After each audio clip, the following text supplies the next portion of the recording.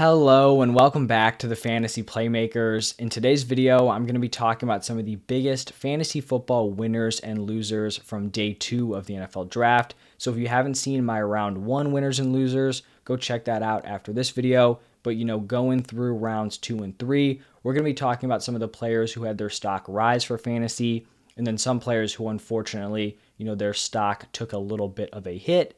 And before I get into some of the winners, all I want to say is that if you guys do enjoy this video, do me a huge favor, hit that like button and subscribe to the channel. And then let me know down below in the comment section who are some of your guys' biggest winners and losers following day 2 of the NFL draft.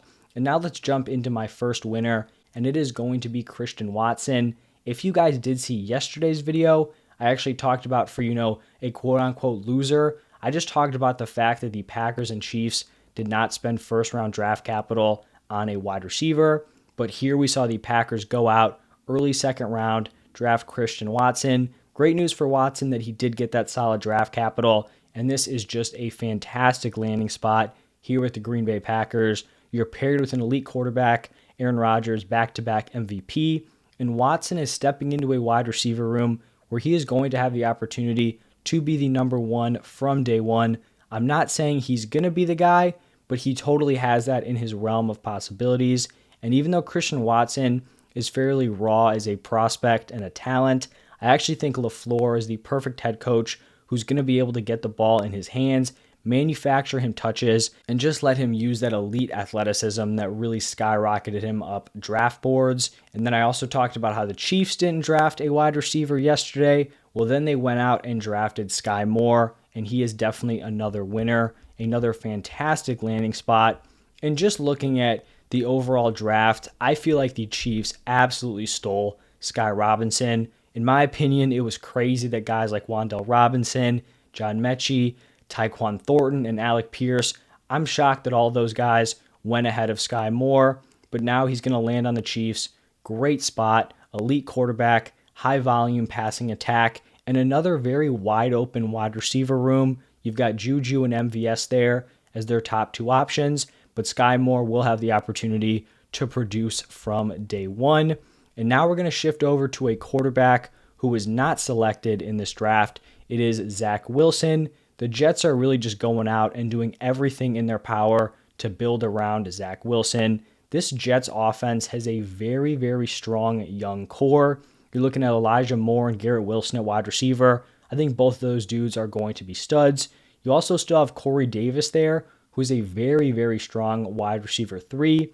They go out, draft Breece Hall. Now you have Hall and Michael Carter at the running back position. Then they went out this offseason, signed CJ Uzomah and Conklin at the tight end position. And then they went out and drafted Ruckert to also play tight end. This is a solid offensive line. So Zach Wilson is really going to have every opportunity to succeed moving forward. And then another quarterback here, I actually talked about him yesterday, but I want to bring him up again.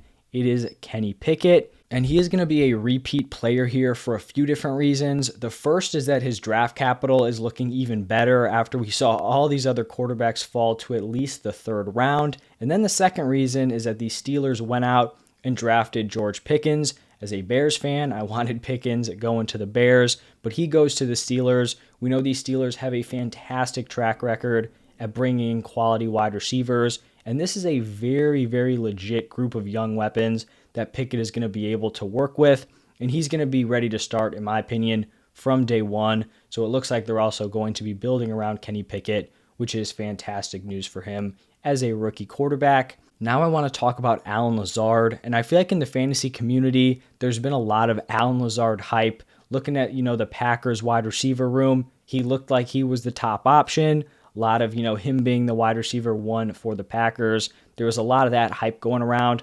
I personally didn't really buy into it.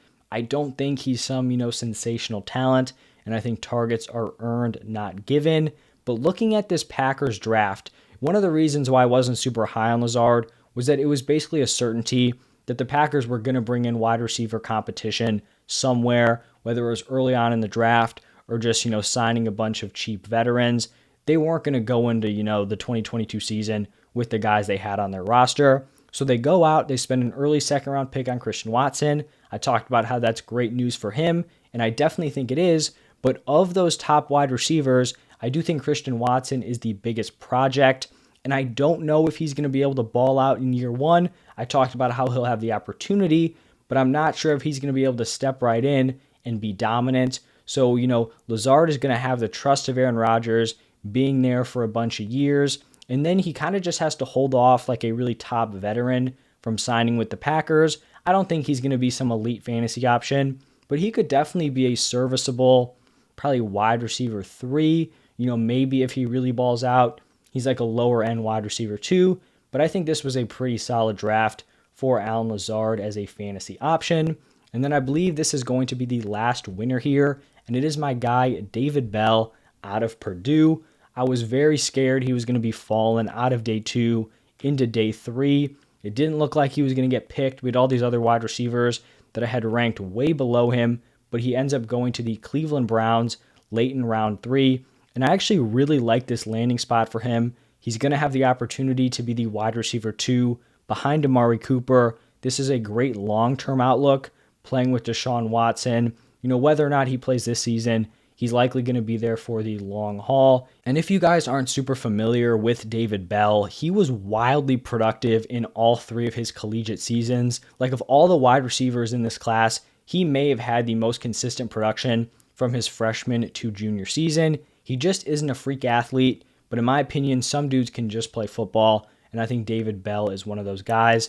And so now, I kind of like that I'm able to rationalize keeping him in my top 8 wide receivers. You're looking at all 5 of the dudes who went in the first round. Then you've got Watson in there. You've got Pickens and Skyy Moore. And then I think David Bell is kind of right after those dudes. I could even argue David Bell over Christian Watson, but that's something I'm going to have to look at, a little bit closer moving forward. Now we're going to shift over to some of the fantasy football losers, and I'm going to reiterate the point that I made yesterday. Just the quarterback group, minus Kenny Pickett, Ritter, Willis, Howell, and Corral. Even though we did see 3 of these guys come off the board in the 3rd round, the damage has already been done to them in rookie drafts. The fact that a lot of these guys had round 1 hype and were just getting passed on all over the place by teams who did need quarterbacks and teams that actually did end up selecting them just much later on. It's not super great moves. If we're looking at the landing spots, they're not terrible. Ritter to the Falcons, that quarterback job's kind of open. He's going to be able to learn from Mariota. They're very similar.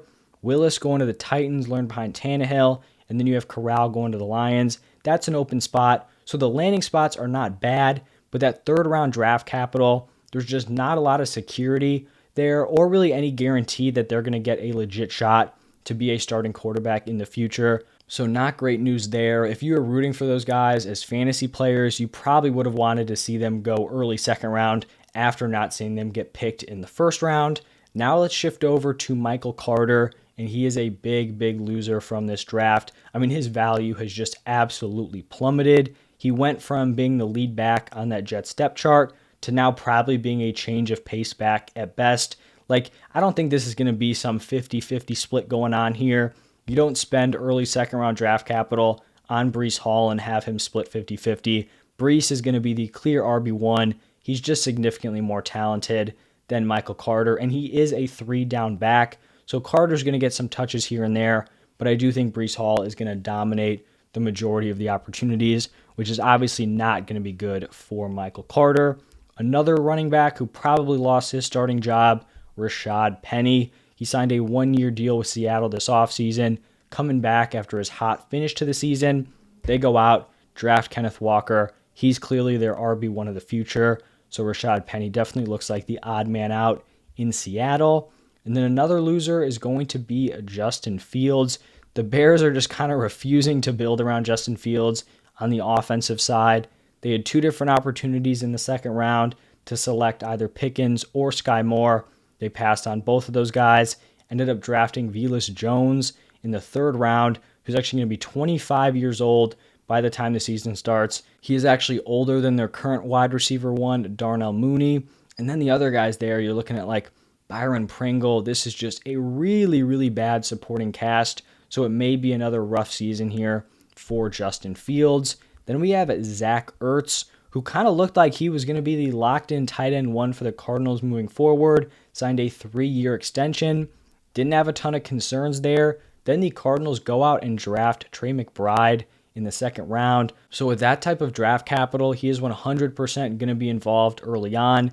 And, Ertz may not be that clear-cut tight end one on the team like we thought he was going to be. And then to finish out these fantasy losers, it is going to be two different running backs. The first one definitely got hit harder than the second one. So starting off here with Antonio Gibson, it really just seems like Washington does not want Gibson to be a fantasy stud. I feel like Gibson is a guy who could be a 3-down back if given the opportunity. He just has not had that opportunity. They re-signed J.D. McKissic, who's going to be the 3rd-down back, really limits Gibson's work in the receiving game and during 2-minute drills. And then they go out draft Brian Robinson in the 3rd round. I feel like this backfield is going to be a full-on committee. And I don't even know if Antonio Gibson is going to be a running back 2, heading into fantasy drafts. So definitely a tough night here for Gibson. And then the final running back here, it is going to be Leonard Fournette. And I kind of have mixed feelings here because prior to the draft, I was very, very high on Fournette. I didn't think they'd spend a top-tier pick on a running back.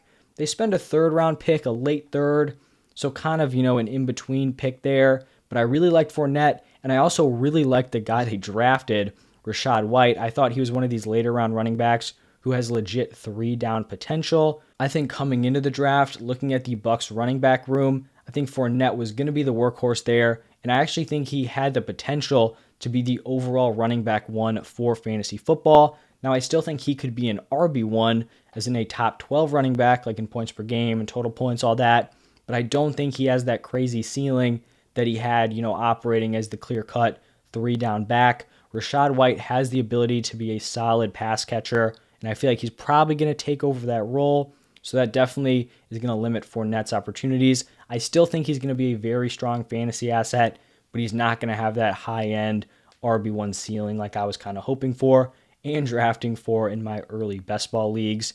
But that is going to wrap it up for some of the biggest fantasy winners and losers from day 2. Let me know what you guys think down below in the comment section. Thank you all for stopping by, and I'll see you in the next one where I talk about just some of my biggest takeaways from day 3. Maybe talk about some late round flyers and drafts, all that sorts of stuff. But thank you, and I'll see you guys in the next one.